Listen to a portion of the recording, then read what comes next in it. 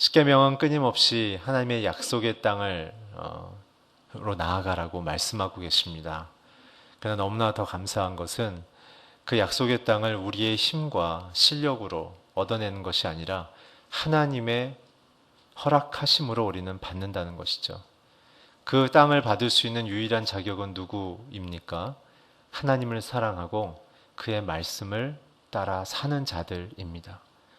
그래서 주님은 앞서 행하시며 우리의 갈 길과 우리가 이루어야 될 하나님의 영광의 삶에 대하여 하나님 미리 준비하시고 그 길을 예비하셨습니다. 그렇기 때문에 우리가 해야 될 것은 그 하나님을 사랑하며 내 인생 가운데 가장 소중한 분임을 고백하며 그 영광 속에 우리가 살기를 소망하는 준비된 선물을 기다리는 설레임을 가진 인생으로 살아가는 것이죠.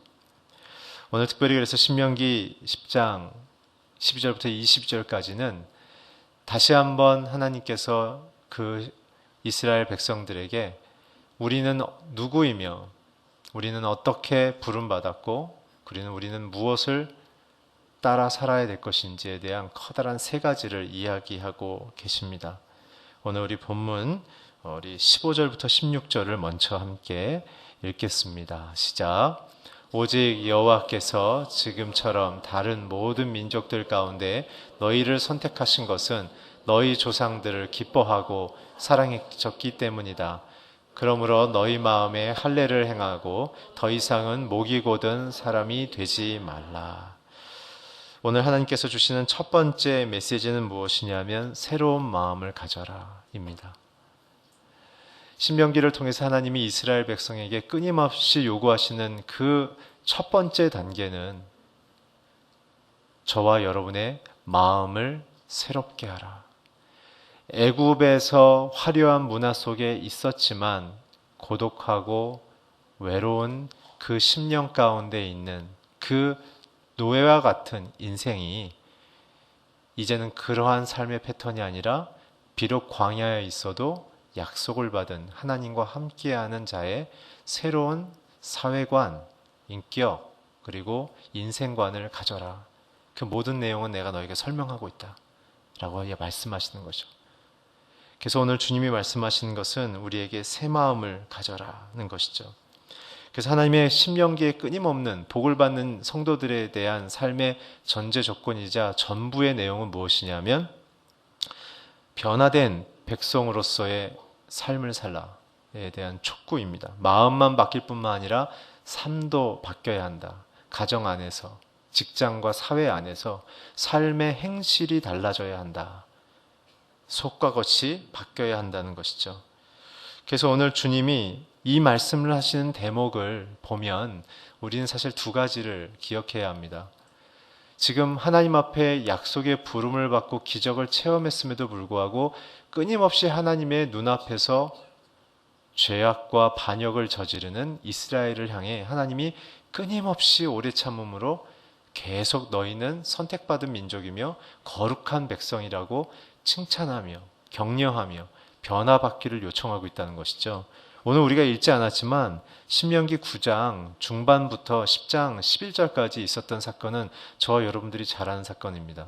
모세가 십계명의 돌판 2개를 받고 이제 그 약속의 땅을 향해 갈 수 있는 그 변화된 백성으로서의 삶의 기준과 내용을 받고 내려왔는데 이제 그것을 따라 살기만 하면 그 모든 나라와 민족과 하나님의 영광이 우리의 삶의 내용이 되어지는 어마어마한 무조건적인 사랑과 은총을 받은 그 순간에 그들은 산 밑에서 무엇을 하고 있었습니까? 금송아지를 만들고 있었죠. 자신의 마음에 만족을 주는 하나님을 스스로 또 만들고 있었다는 것입니다. 우상의 정의는 무엇입니까? 자신의 욕심을 채워줄 신을 우상이라고 부르는 것이죠. 그래서 우리는 하나님을 선택하지 않으면 우상을 따를 수밖에 없는 것입니다. 하나님은 거기에서 멈추지 않고 우리에게 있어서 진노하거나 그 약속을 파기하지 않고 그렇게 부족하고 그렇게 불완전한 저와 여러분을 사랑한다고 얘기하시고 너도 나를 사랑하라고 얘기하시고 끊임없이 그 약속을 기억시켜주면서 이제 그만해. 그렇게 너 욕심과 자기 만족을 위해서 살지 않아도 돼. 내가 이것을 주려고 하지 않니? 라는 하나님의 끊임없는 약속을 주신다는 것이죠. 오늘 그래서 신명기 9장 5절에 우리에게 이렇게 얘기하고 있습니다. 우리 자막을 통해서 함께 읽어주십시오. 시작. 너희가 그 땅을 차지하게 되는 것은 너희가 의로워서도 아니고 너희가 아니다. 오직 이 민족들의 사역 때문에 너희 하나님 여호와께서 너희 앞에서 그들을 쫓아내시는 것이며 여호와께서 너희 조상들 곧 아브라함과 이삭과 야곱에게 맹세하시는 것을 이루시려는 것이다. 무엇입니까? 저와 여러분이 하나님의 그 약속을 얻을 수 있는 자격이 우리 안에 없다는 것이죠. 오직 하나, 오늘 우리가 읽은 본문의 15절에 기록된 것처럼 그냥 하나님이 우리를 전적으로 사랑하고 받아줌으로써 우리는 그 은혜의 약속을 받은 것입니다. 그래서 저와 여러분의 신앙이 굉장히 중요한 체크리스트는 하나님이 주시는 그 은혜와 은총은 나의 공적으로 받는 것이 아니라는 것이죠. 내가 주님께 이만큼 했으니까 이걸 줄 것이라는 그러한 경제적 논리 따지시면 안 됩니다. 나 주님께 이만큼 헌신했는데 왜 이것밖에 안 주세요? 주님은 그렇게 우리에게 복과 약속의 땅을 이끄지 않습니다. 오직 무엇으로? 내가 너를 전적으로 사랑해주고 받아줬던 것을 기억하고 그것을 기뻐해라. 그래서 나를 사랑해라. 하나님 안에 모든 것이 있다라는 것이죠. 그래서 우리가 인생에서 한 발 한 발 전진하고 발전하고 성장하는 것은 하나님이 그 발을 그 약속의 땅 안으로 깊이 들이시도록 이끌어 주시는 은총 때문에 그런 것이지 나의 성실과 열심으로만으론 부족하다라는 것입니다. 또한 두 번째 얘기하실 때 그래서 16절에 두 가지를 우리에게 요청하시죠. 첫 번째는 뭐죠? 목이 곧고 마음이 부패하지 말라. 목이 곧은 백성이 되지 말라. 목이 곧은 백성은 무엇입니까? 방금 9장 5절에 읽었던 것처럼 우리의 인생을 완성하는 분이 하나님이시라는 걸 고백하라는 것입니다. 내가 아니라는 거죠. 세상을 깊이 살아본 분들의 고백은 이렇습니다. 내가 성실히 노력하고 최선을 다해도 결과는 보장되지 않는다. 그것이 어떻게 내 삶 속에 이루어지고 열매 맺는가? 그것은 하나님의 허락이라는 것이죠. 하나님의 기회를 제공해 주심이란 거죠.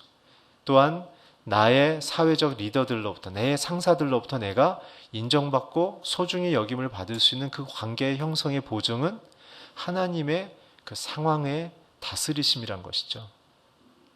우리는 우리가 최선을 다했기 때문에 모든 것이 가능하다는 그러한 자기 자긍심에 가득 찬 신앙에서 벗어나서 성실히 최선을 다하지만 그러나 모든 결과는 하나님의 결정과 은총에 있다는 사실에 그 현실을 직시하는 마음의 넉넉함과 가벼워지는 마음을 가져야 되는 것입니다. 두 번째는 무엇을 말씀하십니까? 마음의 할례를 받아야 된다라는 것이죠. 마음의 할례를 받으라는 것은 무엇입니까? 결정권이 하나님께 있다라는 것이죠. 결정권이 하나님께 있다. 특별히 신명기 6장 25절에 이렇게 기록되어져 있습니다. 우리 자막을 통해 함께 읽겠습니다. 시작. 그리고 우리가 그분이 우리에게 명령하신 대로 우리의 하나님 여호와 앞에서 이 율법을 삼가 지키면 그것이 우리의 의로움이 될 것이다. 중요한 건 무엇입니까? 하나님의 명령의 소중함, 그리고 그 명령의 영향력이 무엇인지를 깨닫고 따라 살기 시작한다면 우리는 세상에서 의롭게 된다는 것이죠. 지금 현대사회가 착각하는 게 있습니다. 돈이 많으면 의롭다고 생각하는 거예요. 좋은 학교 나오면 의롭다고 생각하는 것이죠. 사회에서 높은 지위에 있으면 의롭다고 생각하는 거예요. 절대 그렇지 않아요. 그거는 하나님 없는 세상의 통치의 정신이에요. 힘을 가져서 내가 지배하겠다. 힘을 가져서 다른 사람들이 나한테 경쟁하지 못하는 그 어떠한 절대적인 자리를 지켜나가겠다라는 그것이 마치 의로움으로 생각하지만 의로움의 결과는 무엇이냐 하면은 존경입니다. 존경. 그리고 존경을 넘어서 그 대상을 사랑하게 만드는 것이죠. 주님의 의로움은 어디서 드러납니까? 십자가 아닙니까? 주님의 의로움의 핵심은 죄인들을 용서하시고 받아주심입니다. 그 불편함을 자청해서 받아주시고 그 가난함을 자발적으로 선택하셨던, 그래서 힘을 갖고 있으나 힘을 사람들에게 과시하지 않으셨던 그 친절함의 의로움, 그리고 자기의 몸을 죄의 대가로 지불하면서 우리에게는 유월절에 어린 양의 핏값으로 그 죄의 심판을 건너가게 하셨던, 홍해를 건너가게 하셨던 그 하나님의 은혜를 우리의 삶 속에 열어주시는 거죠. 그게 의로움의 모습입니다. 그래서 하나님은 저와 여러분을 세상에 보내실 때 권위는 주시지만 힘을 가진 자처럼 세상에 세우지 않으시고, 오히려 사람들이 보기에 약하고 쉽게 보이게 만듦을 통해서 자신들의 마음과 삶의 처지를 우리와 통하도록 그런 방식으로 만드는 것이죠. 그래서 우리는 어떻습니까? 주님의 말씀대로 이웃을 내 몸처럼 사랑하고, 형제들을 비판하지 않고 비난하지 않고, 그리고 그들의 허물을 70번씩 7번 용서해 주는 방식을 통해 처음에는 우습게 보지만 가면 갈수록 그 우리 안에 있는 예수님의 그 권위를 사람들이 느끼게 만드는 것이죠. 그래서 오늘 주님 말씀하시는 거예요. 우리의 마음의 할례를 받아라. 경쟁과 비교의식과 우위의 힘을 가짐을 통해 사람들을 짓누르려 하는 방식이 아니라 섬겨주고 사랑하고 허물을 덮어주고 용서함을 통해 오히려 그들이 자기 자신을 보면서 그렇게 하지 못하고는 자신에 대하여 부끄럽게 여김을 통해 우리 안에 있는 그리스도를 보게 하는 것, 그것이 의로움인 것이죠. 그 때문에 우리는 이미 영생이라는 엄청난 유산을 받았기 때문에 이 땅에서 좀 몇 개 뺏기는 것 같고 우리는 안달할 필요가 없는 것이에요. 우리는 영원한 시간 속에 우주보다 더 크고 영화로운 하나님의 그 모든 유산을 상속받은 자녀라고 이미 약속받았기 때문에 우리의 죽음 이후의 세상은 우리가 갖고 있는 세계의 이 아름다움과 만족감과는 비교할 수 없는 것이에요. 그래서 우리는 세상 속에서는 나그네처럼 보이지만 죽음 이후에는 하나님의 영광의 아들과 딸로 그분의 우편 좌편에 앉게 된다는 것이죠. 모든 만물을 통치하는 하나님의 그 창조의 영역 속에 우리는 동역자로 들어가기 시작하는 것입니다. 그때 오늘 우리가 이 땅에 살 때 갖게 되는 상실감, 혹은 여러 가지의 문제 속에 경험하는 어려움들은 오히려 우리가 하나님의 나라와 그 가치를 더 깊이 소중히 여기게 만드는 그러한 훈련의 과정인 것이죠. 사랑하는 성도 여러분, 오늘 주님이 부탁하신 이 두 가지, 마음이 새로워지는 두 가지 기준, 목이 곧지 않고 마음의 할례를 받음을 통해 주님의 약속의 땅을 모두 유산으로 받는 저와 여러분이 되길 주의 이름으로 축원합니다. 계속해서 주님은 말씀하십니다. 그러한 자녀들을 통해서 하나님은 어떠한 우리의 인생 속에 목적을 이루기를 원하시는가? 우리 본문 12절부터 14절까지 함께 읽겠습니다. 시작. 이스라엘아, 지금 너희 하나님 여호와께서 너희에게 요구하시는 것이 무엇이냐? 오직 너희 하나님 여호와를 경외하고 그분의 모든 길로 걸어가며 그분을 사랑하며 너희 하나님 여호와를 온 마음과 온 영혼으로 섬기며 내가 오늘 너희가 잘되고 두고 주는 너희와의 명령과 규례를 지킨 것이 아니냐. 보라, 하늘과 하늘에서 가장 높은 하늘도 땅과 그 안에 모든 것도 너희 하나님 여호와께 속해 있다. 오늘 주께서 말씀하시는 것, 그렇게 마음을 새롭게 받은 자들에게 있어서 하나님이 의도하시는 삶의 그 열매, 축복, 그 목적이 무엇이냐라는 것이죠. 결과적으로 하나님이 약속의 땅을 받게 되는 자녀들의 그 모습이 무엇이냐는 얘기입니다. 오늘 특별히 보게 되면 이렇게 기록되어져 있죠. 12절에 너희 하나님 여호와를 경외하고 라고 얘기하고 있죠. 경외는 무엇이라고 제가 설명드렸습니까? 죄에 대해서 하나님의 마음으로 죄를 미워하며 그분을 사랑함으로 그의 성품을 담는 것이라고 말씀드렸죠. 성도들에게 있어서 참된 기쁨은 무엇이냐면 하나님과의 친밀감입니다. 하나님을 만나는 것이죠. 그래서 주님을 경외한다는 것은 단순히 하나님을 무서워하는 것이 아닙니다. 그것은 사단이 주는 마음이죠. 좋은 아버지와 자녀들의 관계는 아버지를 보면 뛰어가서 안기죠. 그리고 그 아버지에 있는 그 풍성한 사랑과 그 권위의 보호 아래 자녀들은 안정감과 기쁨과 미래에 대한 기대를 갖기 시작하는 것이죠. 그러한 주님이 우리의 아버지가 되어주시겠다는 것입니다. 그래서 너는 내 권위 아래 머물러라. 그럼 내가 너를 세상 가운데 보호하며 미래 가운데 인도할 것이며 세상에서 명예롭게 만들 것이다 라는 것이죠. 그 뒤에 바로 뭐라고 얘기합니까? 그분의 모든 길로 걸어가라고 얘기합니다. 이게 첫 번째입니다. 하나님의 길로 걷기. 그 길로 걷게 하시려는 그 열매는 무엇이냐면 적으실 분은 적으십시오. 명예와 영광입니다. 하나님은 우리의 인생 속에 세상 가운데 하나님의 명예와 영광으로 우리가 세상 가운데 존경받으며 소중히 여김을 받도록 하십니다. 그것은 지위가 높아지는 것과 비례하진 않습니다. 비례할 수는 있으나 꼭 비례하진 않습니다. 그러나 무엇과는 비례하냐면 세상 사람들이 우리를 향한 매력과 소중히 여기는 그 존경심과 연결됩니다.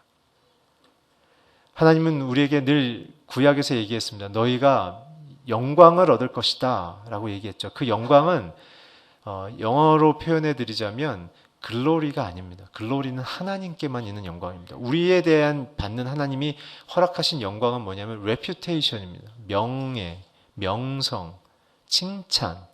세상 사람들이 와, 당신은 진짜 우리하고 다른 삶의 내용을 가졌군요. 어떻게 여기서 이렇게 결정하실 수가 있습니까? 존경합니다. 이러한 이야기를 듣게끔 만들기를 원하시는 것입니다. 그렇기 때문에 우리는 어떤 기준으로 해야 됩니까? 하나님이 나를 사랑하는 방식으로 내 이웃을, 내 직장을, 내 가정을 사랑하는 방식으로 그들이 나한테 뭘 해줄까를 생각하기 이전에 내가 그들을 위해서 무엇을 보여주며 나눌까를 생각하셔야 됩니다. 그게 명예와 영광을 얻는 성도들의 모습이죠. 그래서 예수님이 말씀하시지 않았습니까? 지극히 작은 것에 충성돼야 큰 것에도 충성된다. 지극히 작은 것에 불의한 자는 큰 것에도 불의하기 때문에 내가 그 리더십을 줄 수가 없다. 작은 것에 소중히 여기라. 그래서 주님이 말씀하신 거죠.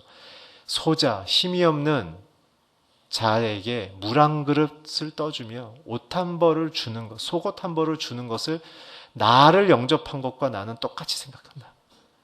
주님은 작은 것에 진실되게 살기를 원하시는 것입니다.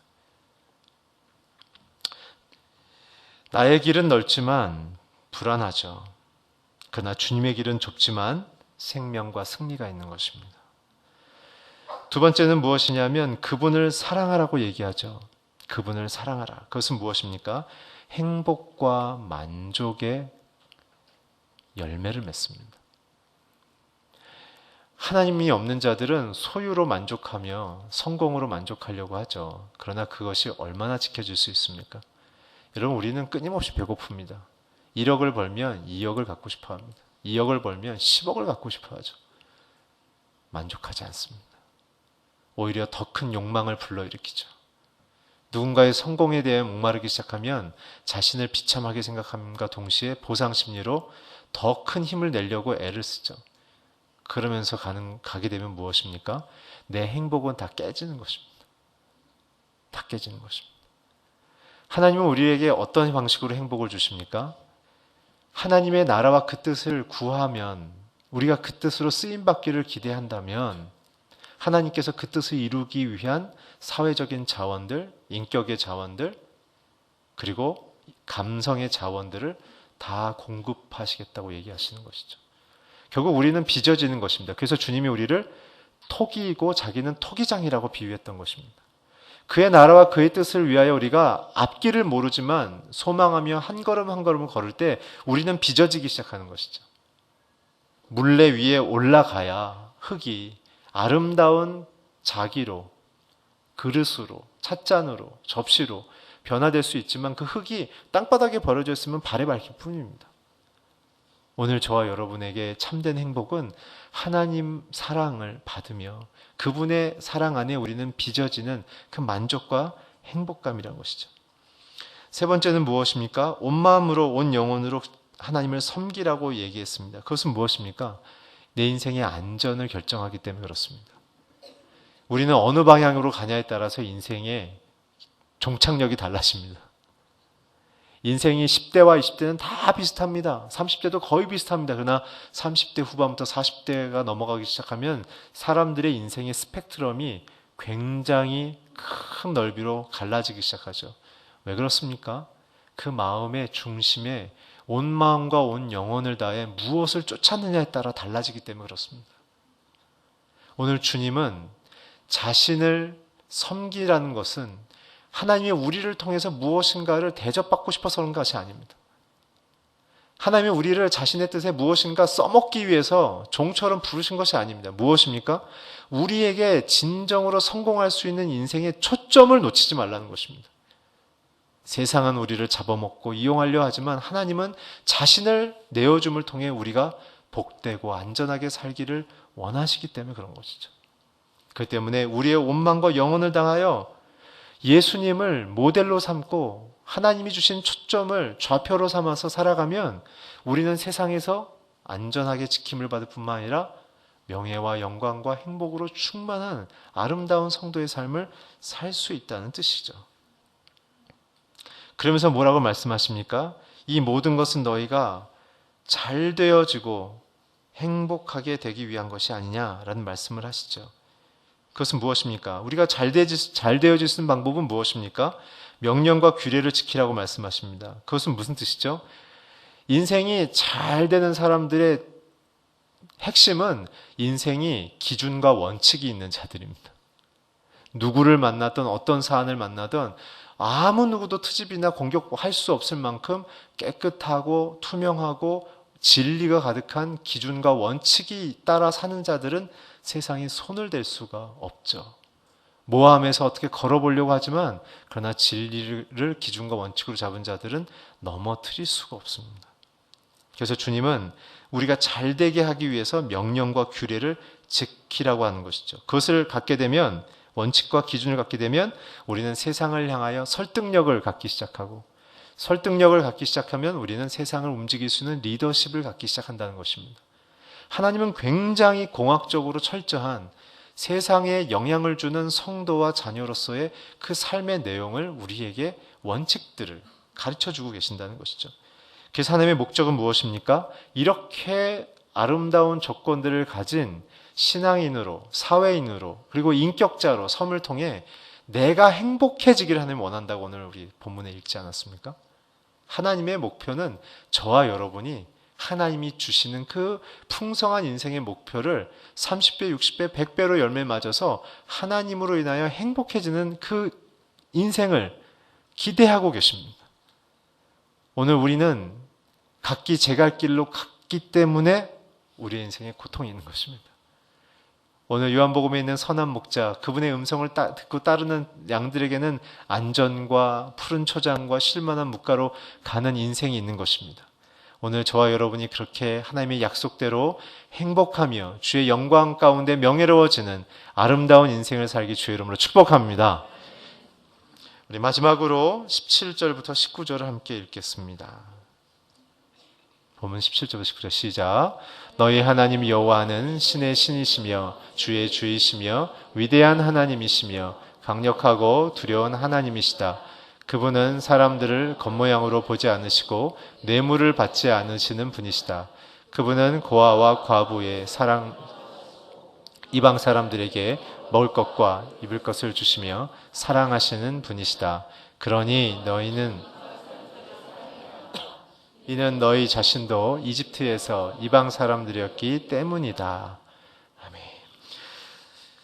첫 번째는 우리의 마음이 새로워져야 된다는 얘기를 드렸고, 두 번째는 약속의 땅을 받는 자녀들의 조건, 하나님의 목적이 무엇인지에 대해서 함께 보았습니다. 마지막 세 번째는 그렇다면 그러한 자녀들이 이러한 삶을 놓치지 않고 따를 수 있는 그 삶의 균형 잡기, 하나님은 누구인가를 늘 고백하라는 것입니다.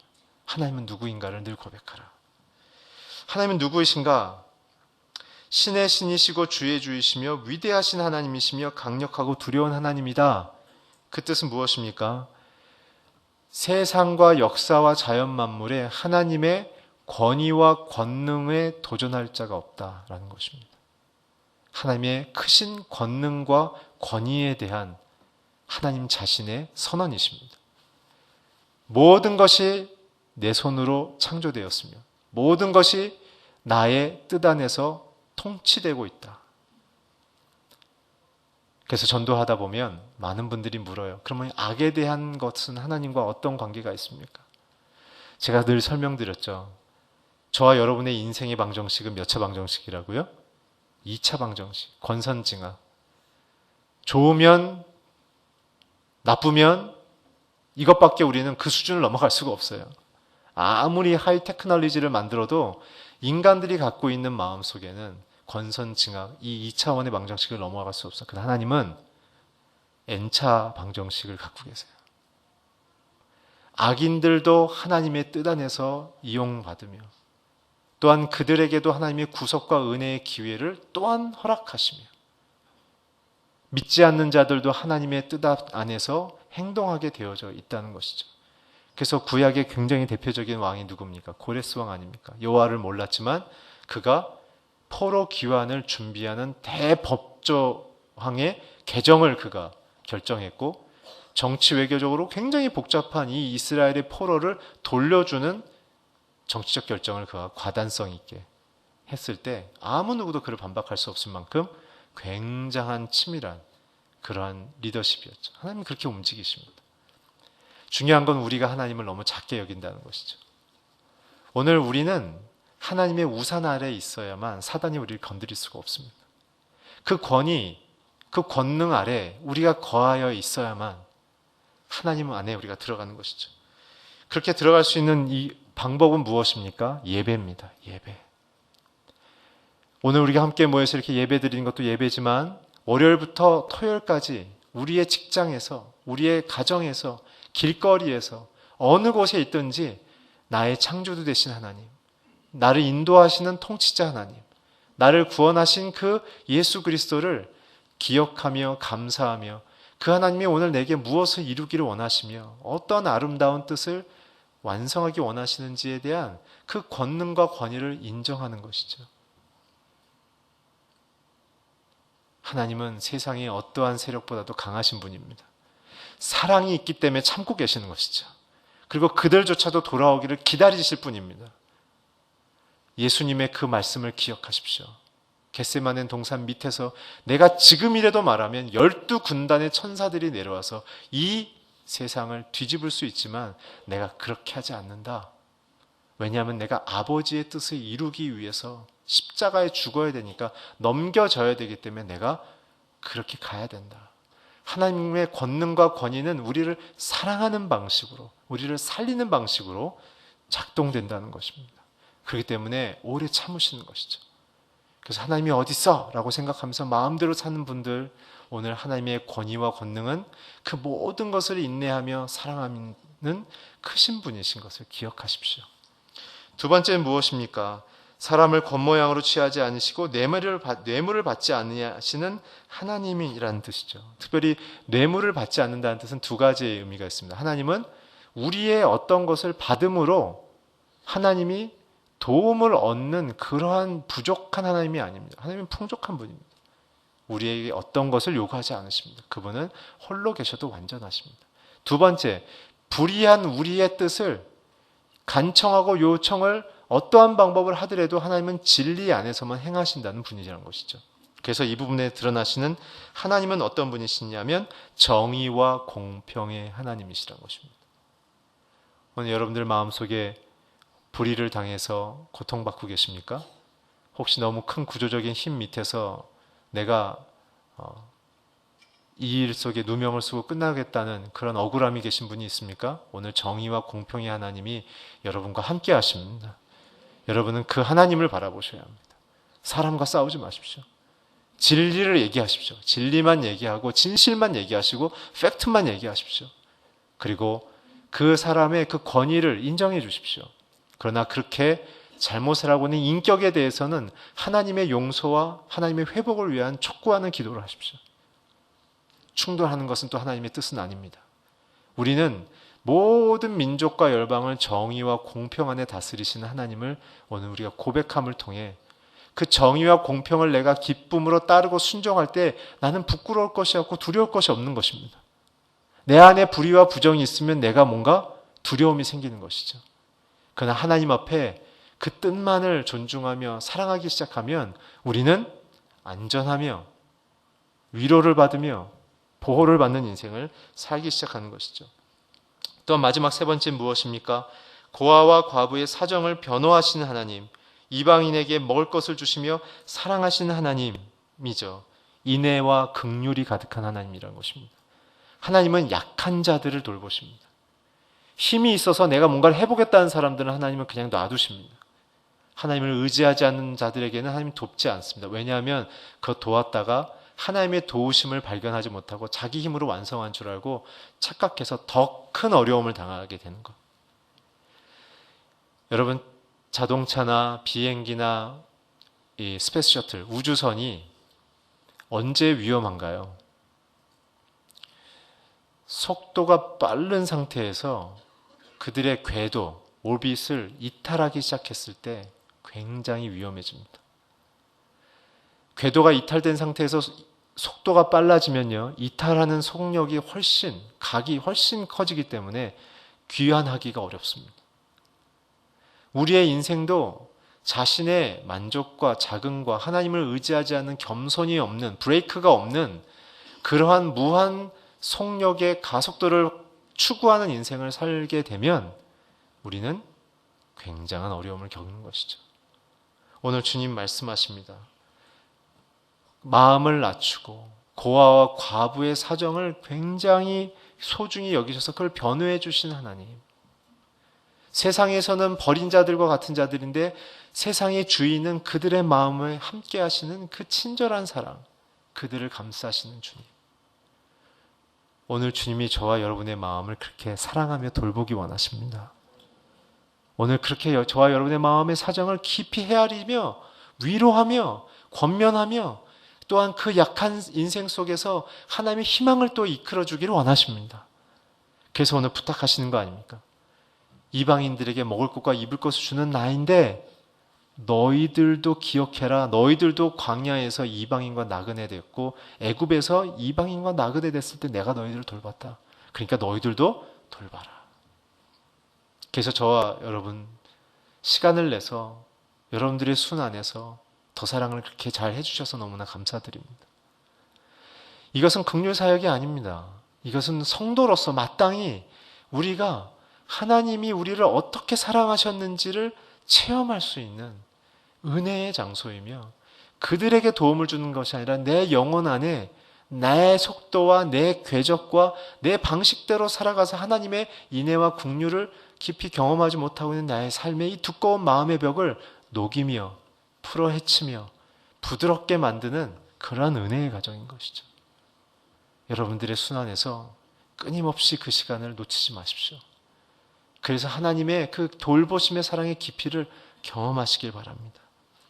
그래서 하나님은 우리에게 말씀하시는 거죠. 내가 너희를 사랑하는 것처럼 너희가 얼마나 소중한 존재인지를 깨달아라. 두 번째, 깨달았으면 또한 너의 이웃을 사랑해라. 그게 명예로워지는 길이다.